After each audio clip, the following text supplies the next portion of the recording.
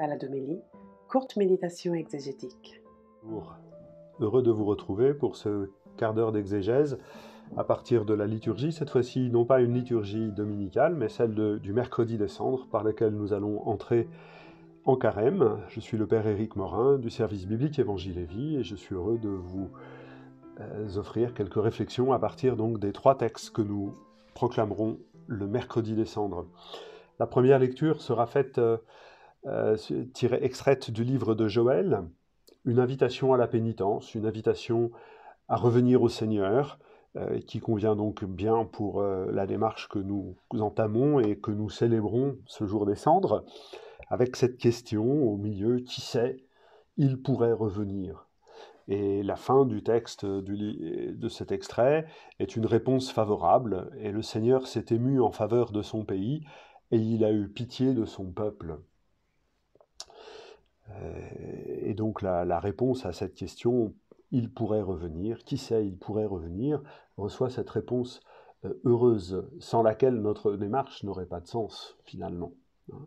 Notre Dieu est le Dieu qui revient quand nous oublions de revenir à lui. Je crois que c'est ça le message le plus important de cette proclamation du livre de Joël. Le contexte est difficile à préciser. Ça fait partie un peu des énigmes dans les études des petits prophètes.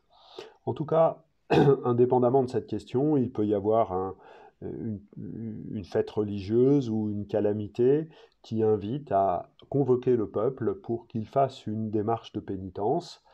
Les gestes qui sont proposés sont le jeûne, le fait de déchirer les vêtements. On a d'autres textes qui nous disent que se couvrir de cendres pouvait accompagner de telles liturgies. Ces gestes-là ont un enracinement, sont connus dans d'autres contextes que le contexte religieux. À l'époque, quand un vassal voulait exprimer sa soumission face au roi d'Assyrie, il se présentait devant lui, couvert de cendres, vêtements déchirés, en ayant vécu un jeûne pour justement bien montrer combien sa vie est totalement dépendante du suzerain, du roi auquel il demande alliance. Pas une alliance entre égaux, une alliance entre personnes dont l'un protégera l'autre, le roi d'Assyrie ici bien évidemment. Tous ces gestes qui ont donc un enracinement sont repris, spiritualisés dans la liturgie juive et par le prophète Joël pour exprimer notre demande. Si le Seigneur ne fait pas alliance avec nous, s'il ne revient pas vers nous pour nous protéger de son alliance, alors nous ne pourrons pas vivre tout simplement. La marque de cette spiritualisation se voit au début du texte quand le prophète dit « Déchirez vos cœurs et non pas vos vêtements ». Les gestes liturgiques sont là pour signifier une attitude intérieure, sont là pour créer une attitude intérieure, mais ne peuvent se suffire à eux-mêmes s'il n'y a pas d'attitude personnelle, d'engagement. On constate également que tout le peuple est concerné, tout le monde, les petits-enfants, les nourrissons, les anciens, et même le jeune époux qui doit quitter la jeune mariée. Les jeunes époux, sont exemptés de partir à la guerre des grandes convocations du peuple. Ils se doivent, pendant la première année de leur mariage, entièrement à leur épouse. Ici, l'urgence est telle que tout le monde doit participer à cette démarche afin que le Seigneur entende le désir du peuple, c'est-à-dire de tous et de chacun. C'est une double démarche, c'est une démarche de tout le peuple qui ne prend sens que par la démarche de chacun, c'est une démarche de chacun qui ne prend sens que parce que c'est la démarche de tous. Revenir au Seigneur, se convertir, se retourner vers lui, en espérant qu'il revienne vers nous pour nous protéger de son alliance, pour nous bénir.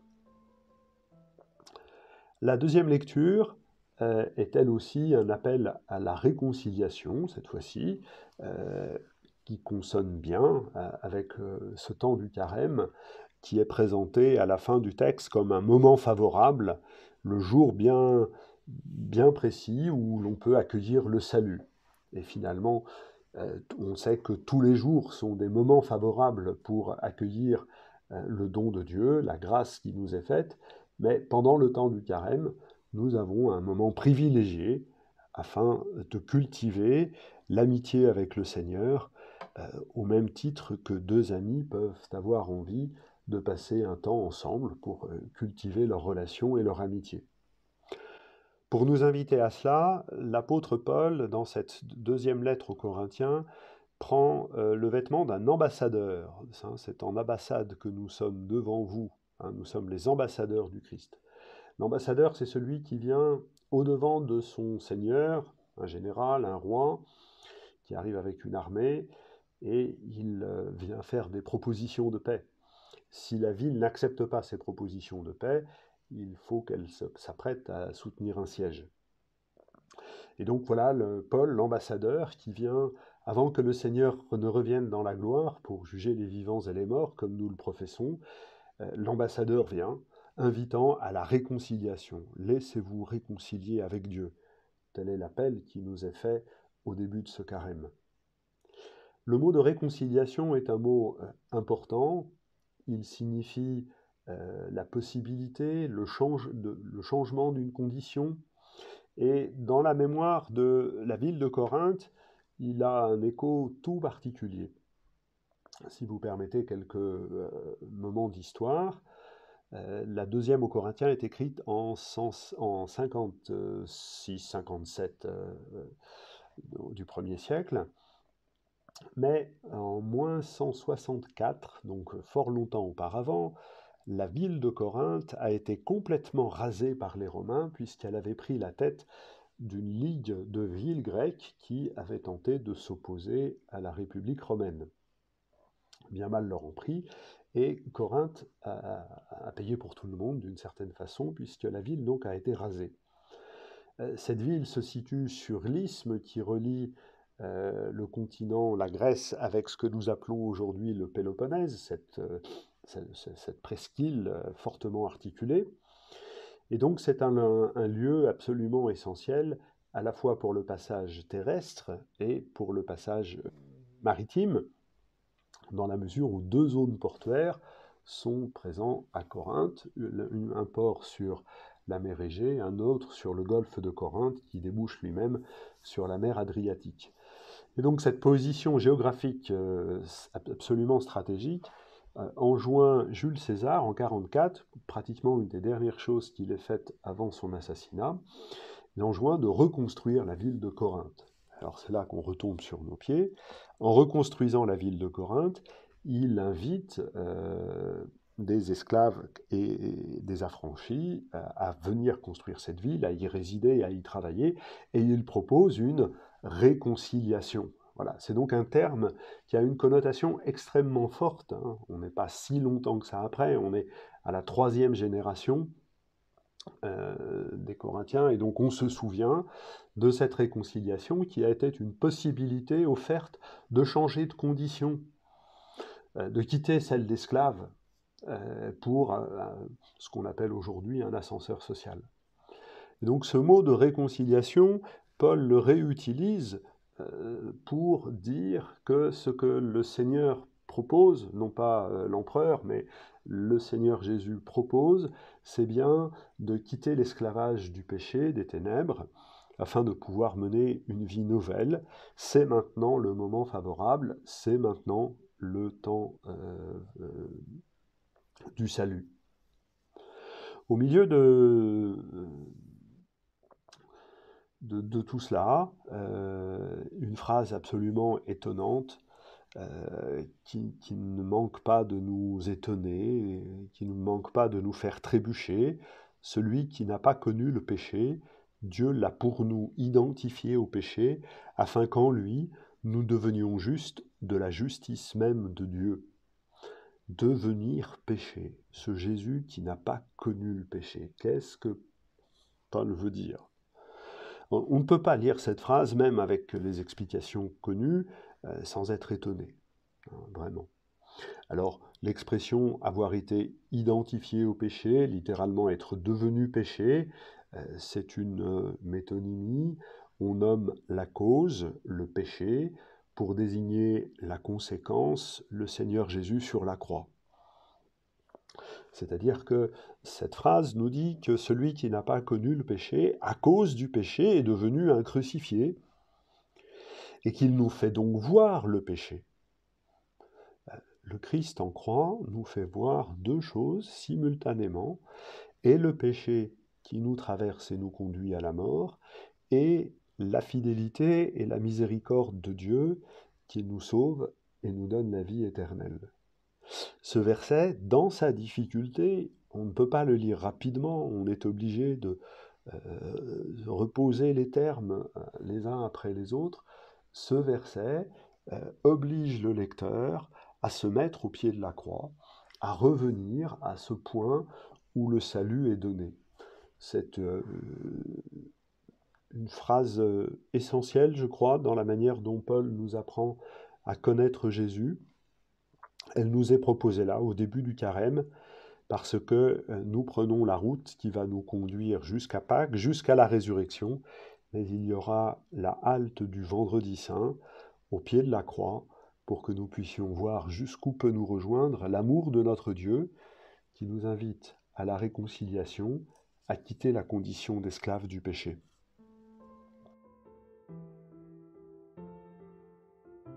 Pour mener cette route, l'Évangile selon Matthieu, au chapitre 6, nous invite à vivre trois gestes. Et il nous invite à vivre trois gestes que sont l'aumône, la prière et le jeûne. Et l'insistance n'est pas tant sur ces trois gestes qui sont habituels et qui sont connus dans pratiquement toutes les propositions religieuses, en tout cas celles du judaïsme du 1er siècle que connaissait Jésus, mais nous sommes invités à les vivre non pas pour les hommes, non pas devant les hommes, mais bien pour Dieu. De ne pas faire les choses pour se faire bien voir. C'est à la fois évident, on est tellement marqué par ce texte qu'on oublie de voir les difficultés qu'il traverse. Les commandements de Dieu sont faits pour être exécutés, mis en œuvre, bien sûr, mais aussi de manière visible. Dieu a donné sa loi pour que sa sagesse soit visible. Pratiquer la loi, c'est aussi rendre visible la sagesse qu'elle contient. Aussi, le mot d'exécuter peut être accepté et compris dans cette dimension théâtrale. Sur la scène du monde, il faut exécuter l'enseignement de Dieu, l'interpréter comme un rôle qui nous est assigné. Et voilà que Jésus nous dit qu'il doit en être autrement. Parce que c'est dans le secret que le Père voit ce que nous faisons. C'est très frappant de voir que à 3 reprises, ton Père voit dans le secret, ton Père voit dans le secret, ton Père voit dans le secret. C'est vraiment un bouleversement important, une exigence plus radicale encore, qui vient prendre à rebousse-poil à la fois les pharisiens contemporains de Jésus, mais aussi nos conceptions les plus ordinaires. À quoi bon pratiquer notre foi si ça ne se voit pas, si ça n'est pas pour témoigner, dirions-nous? Eh bien, Jésus vient nous titiller, vient nous inquiéter, en nous disant ce qui compte, c'est d'être vu par le Père qui voit dans le secret. Et même plus encore, parce qu'on pourrait dire, du coup, ça va être une stratégie. Non, prie ton Père qui est présent dans le secret. Ton jeûne ne sera pas connu des hommes, mais seulement de ton Père qui est présent au plus secret.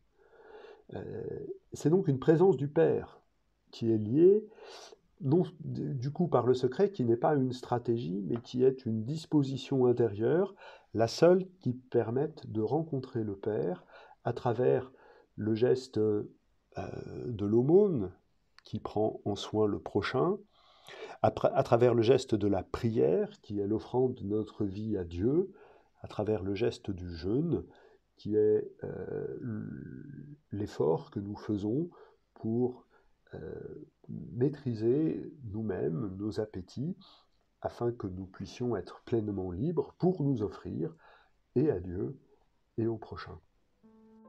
Voilà quelques réflexions à partir de ces 3 textes offerts pour ouvrir notre démarche de carême. À vous-même, à toutes vos communautés, je souhaite un temps de carême, ces 40 jours, qui soit un temps pour vous et tous, un temps de paix et de bénédiction.